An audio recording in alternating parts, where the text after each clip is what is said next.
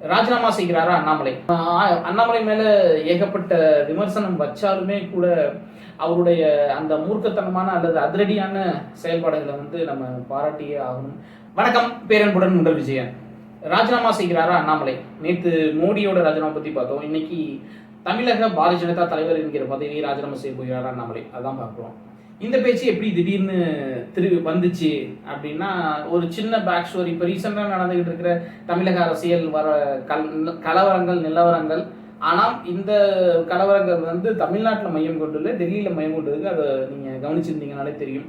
முதல்ல திரு எடப்பாடி பழனிசாமி அவர்கள் போயிட்டு அமித்ஷாவை பார்த்துட்டு வந்தார். டெல்லிக்கு போய் கட்சி ஆஃபீஸ் சமீபத்தில் காணொலி திறந்து வச்சார். அது ஏன்றது தெரில. அவர் நேர்லேயே போய் கூட திறந்து வச்சிருக்கலாம்.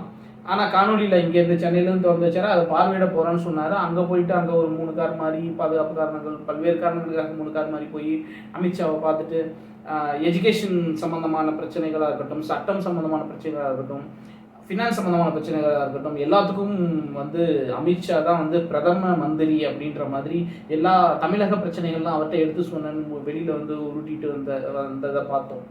அதுக்கப்புறம் ரகசிய பயணமாக திரு செங்கோட்டையன் அவர்கள் போயிட்டு வந்தார். அவர் கொஞ்சம் அதிமுகலேருந்து விலகி தனிச்சு இருக்கிற மாதிரியான பிம்பங்கள் கட்டமைக்கப்பட்டு வந்தது சமீபத்தில். சட்டசபை நிகழ்வுகளில் கூட அது வெளிப்படையாக வெளிப்பட்டுச்சு. அதை ஒட்டி அவர் டெல்லிக்கு போயிட்டு வந்தார் ஒரு ரகசிய பயணமாக. வந்ததுக்கப்புறம் எதுக்காக போயிட்டு வந்தீங்க அப்படின்னு கேட்கும்போது, மௌனம் நன்மைக்கே அப்படின்னாரு. அது ஏதோ ஒன்று பின்னாடி ஏதோ நடந்துட்டு இருக்கு. அவர் அங்கே போயிட்டு நிர்மலா சீதாராமனை சந்திச்சதா ஒரு பேச்சு உண்டு. ஸோ இப்போ இது எல்லாம் எதை நோக்கி போகுது அப்படின்னா, 2026 தேர்தலில் பாரதிய ஜனதா அதிமுக கூட்டணியை நோக்கி தான் இது போயிட்டு இருக்கு அப்படிங்கிறது நிதர்சனமான உண்மை. அது எல்லாருக்கும் தெரிஞ்சது தான்.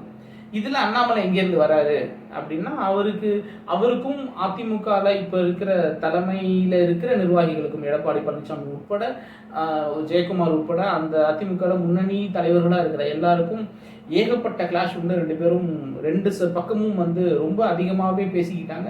அண்ணாமலை பல இடங்களில் பல தடவை இப்போ இந்த எடப்பாடி பழனிசாமியோட அமித்ஷாவோட சந்திப்பை பற்றி கேட்கும்போது கூட அவர் தெளிவாக திரும்ப சொல்கிற ஒரே வார்த்தை, அதிமுகவோட பாரதிய ஜனதா கூட்டணி சேர்ந்துச்சுன்னா நான் தலைவர் பதவியிலேருந்து ராஜினாமா செஞ்சிடுவேன் அப்படிங்கிறது தான். ஸோ அண்ணன் சொன்ன சொல்லை காப்பாற்றுவார்.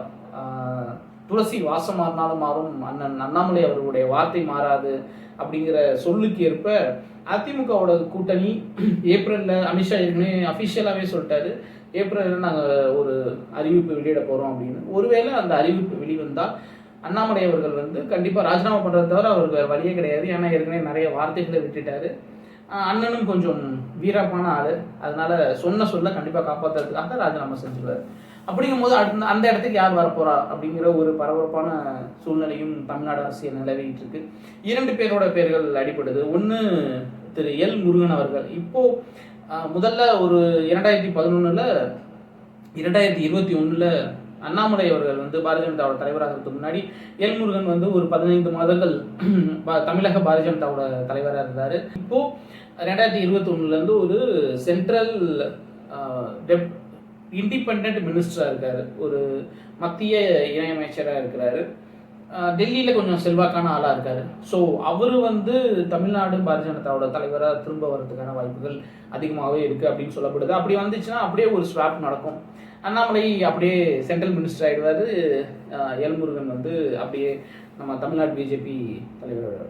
அதுக்கு இருந்து 2வது ஒரு பேர் அடிப்படுது. அது என்ன அப்படின்னா, தற்போது பாரதிய ஜனதாவோட மாநில துணை தலைவராக இருக்கக்கூடிய திரு நயினார் நாகேந்திரன் அவர்கள். அவர் 2017 வரைக்கும், ஜெயலலிதாவோட மறைவு வரைக்கும் அதிமுக இருந்தார். 2 தடவை அதிமுக எம்எல்ஏவாக இருக்கார் திருநெல்வேலியில். இப்பயும் பாரதிய ஜனதாவோட திருநெல்வேலி எம்எல்ஏவாக இருக்கார். அப்போ 2 தடவை எம்எல்ஏவாக இருந்தபோது ஒரு தடவை அமைச்சராக கூட இருந்தார்.